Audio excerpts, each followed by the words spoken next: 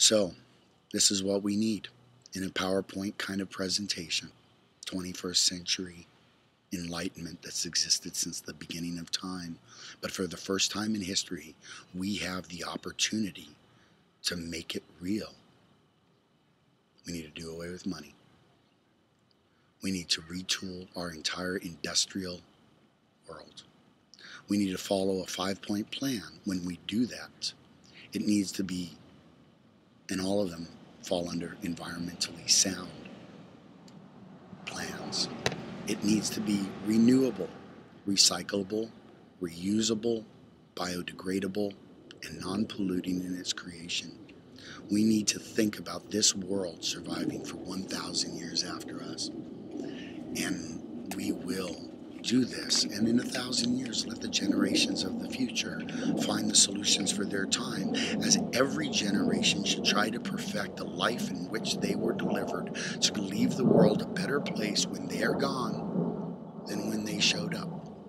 I heard a story once recently about a girl who was at her father's deathbed. Her father waved her over just before he died and whispered in her ear.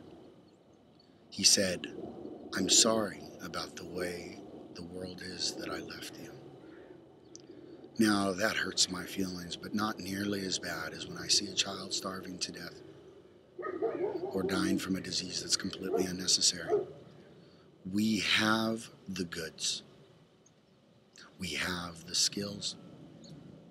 None of that has to be real. And the one thing stopping us from making that real is money. There's 3 ideas within this Human Evolution Day process that we need to understand in order to accomplish this. This is very simple ideas. First, the world needs to know, and the world needs to understand that the rest of the world is on board with them. That's where the faith comes in. That's where knowing you're not alone, jumping off that cliff of altruism to a better world, that you're not going to be alone, that we're going to do this together. It has to happen that way. Second, we have to know what we're doing. And like I said, it has to be getting rid of money collectively, willingness to work to rebuild our civilization into an automated, environmentally sound, ecotopianistic heaven, nirvana here on this earth, where a machine does our labor for us. Many, many, many machines. Now, in the process, we cannot forget how these machines work, why they work. We cannot let them become gods over us by our ignorance or lack of understanding of their existence, how to fix them, how to update them. So we need to rethink our education system. We need our militaries to go home and our borders to be dissolved, and our military, our prison industrial complexes to be shut down. Except for, I'm not suggesting that we let murderers and rapists go, but we need to think about how to prevent those kind of activities from occurring, allowing people to become so desperate that they would do desperate actions, thinking that they make sense. That's why they do it after all. Okay?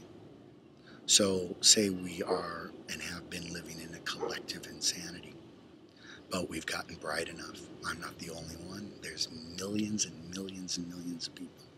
So why would you think I'm doing this? Why would I be putting myself out aside like this? Am I seeking some self-gratification or some position in this new world? Not at all.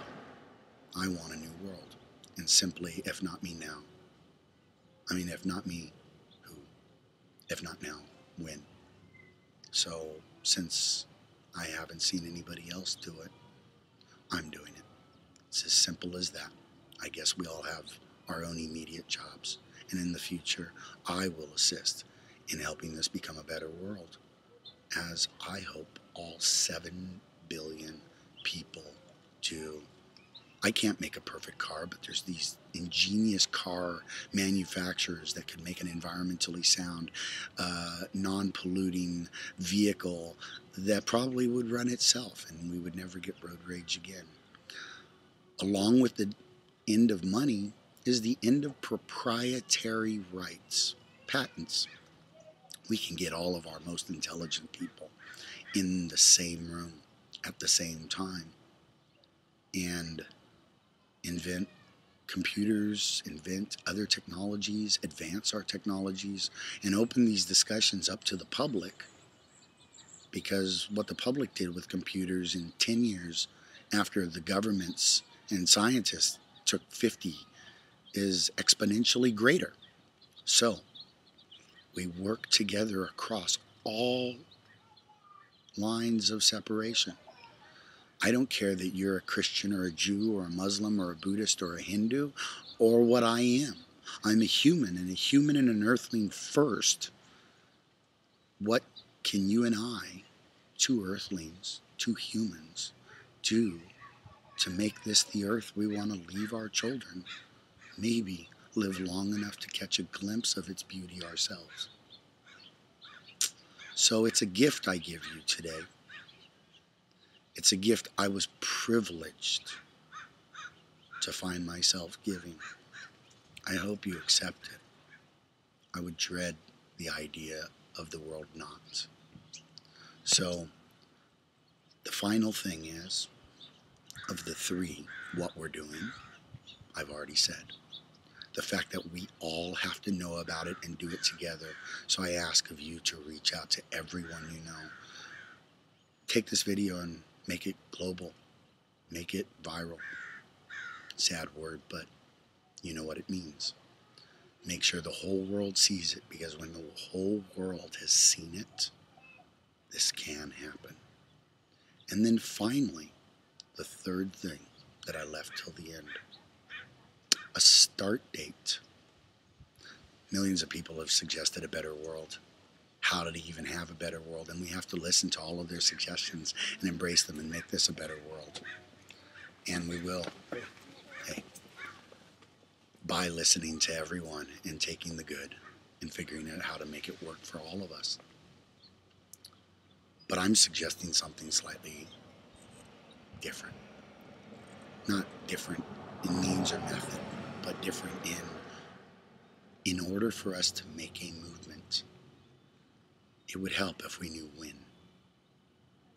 So, on December 22nd of this year, 2012, when those nihilists fearing the end of the world has not come, I suggest we make that a day of international holiday, a day of rest, a day where no one works. And on the day that follows it, December 23rd, we stop using money. We start working together. We change our motivation from survival to the greater and lesser, meaning every person and the world's good from here until eternity.